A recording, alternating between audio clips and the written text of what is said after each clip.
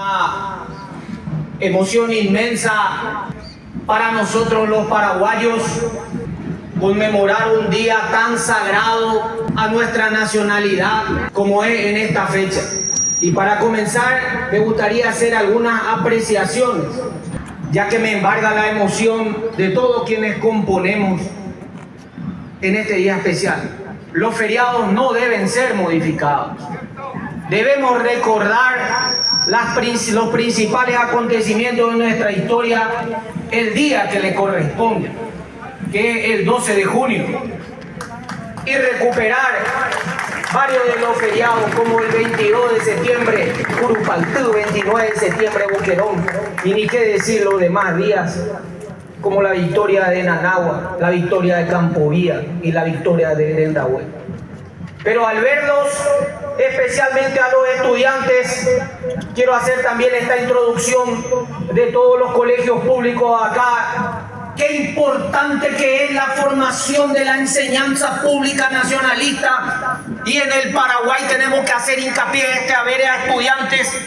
de la formación pública que hoy levanta la bandera paraguaya, acompañados por el Colegio Cristo Rey. Pero permítame sentir orgulloso, qué grande es la responsabilidad de ser exalumno y ser alumno de la institución insignia del nacionalismo paraguayo, el Colegio Nacional de la capital.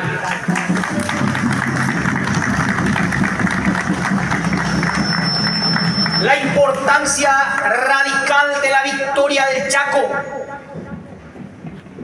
en donde hoy recordamos, no obstante, que dos países hermanos se enfrentaron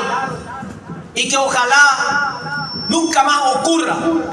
Los gobiernos legionarios habían declarado asueto el día de la muerte de Bartolomé Mitre, y ese día la bandera paraguaya flameó a media asta. La imagen del mariscal Francisco Solano López, de nuestro héroe máximo, había sido proscripto, y en un momento de anarquía cambiaron más de 30 presidentes de la República en un periodo de 30 años. Bolivia había iniciado desde 1904 una política de penetración al Chaco, fruto de que había perdido su salida al mar en la Guerra del Pacífico, donde en una alianza con Perú fueron derrotados por Chile, siendo anexados los territorios de Iquique, Tacna, Antofagasta, de soberanía y conocida boliviana. Entonces se divisó la posibilidad seria de salir al Océano Atlántico a través del río Paraguay, del río Paraná y la cuenca del río de la Plata, e inició una política de penetración desde 1904. No fue una sorpresa el estallido del inicio de la guerra del Chaco, quiero decir esto con inicio. Pero había puesto al frente de sus tropas a un general alemán, condecorado nada menos que con la Cruz de Hierro, es combatiente de la Primera Guerra Mundial, como fue el general Hans Kuhn, quien había manifestado que solamente hacían falta algunos batallones para vencer al país más pobre de América, como decían, del Paraguay. Pero ocurre, el primer milagro del Paraguay fue la regeneración nacional. Por primera vez en la historia nos habíamos aprendido a dar las manos entre paraguayos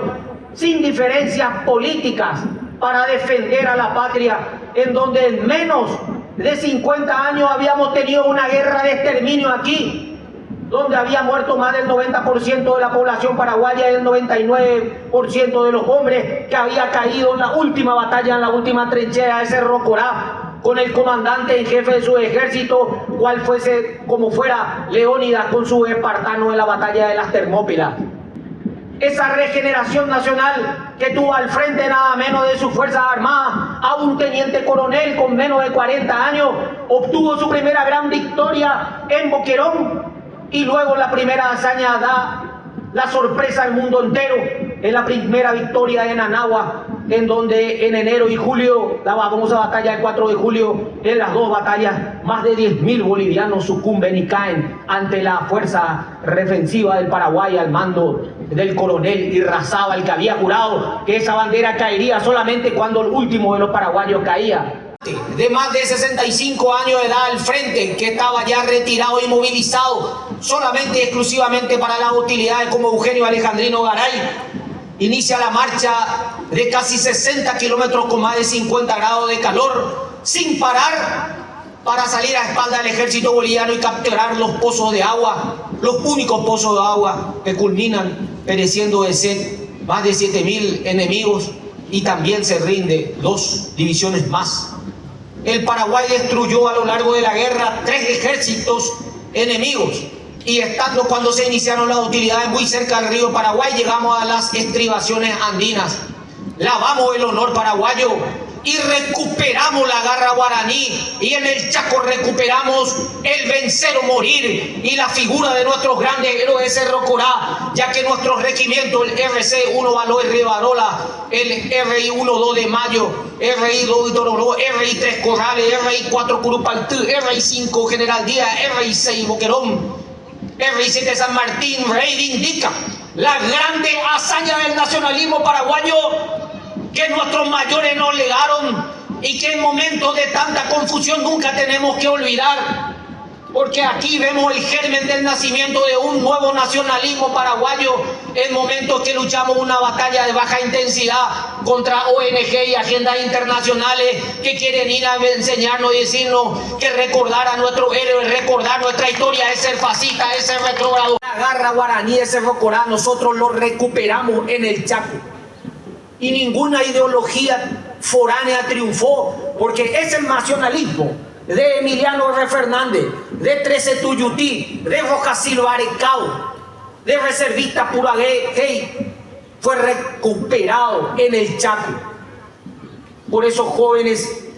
por eso cada plaza de la región oriental de cada pueblo, en la Plaza Mayor frente a su catedral, tiene un monumento al soldado desconocido. No por el nacionalismo patriotero, como dicen algunos, sino porque el llamado a la defensa del Chaco se hizo en cada ciudad del Paraguay, en la Plaza Mayor, y ahí regresaron quienes sobrevivieron. Y cuando las madres fueron a buscar a sus otros hijos, sus camaradas le dijeron: él se quedó en el Chaco. Y en homenaje a ellos es que constituye esa estatua al soldado desconocido en cada ciudad de la región oriental, no simplemente por patriotero, nada, sino en la memoria de quienes dejaron su sangre allá en el Chaco.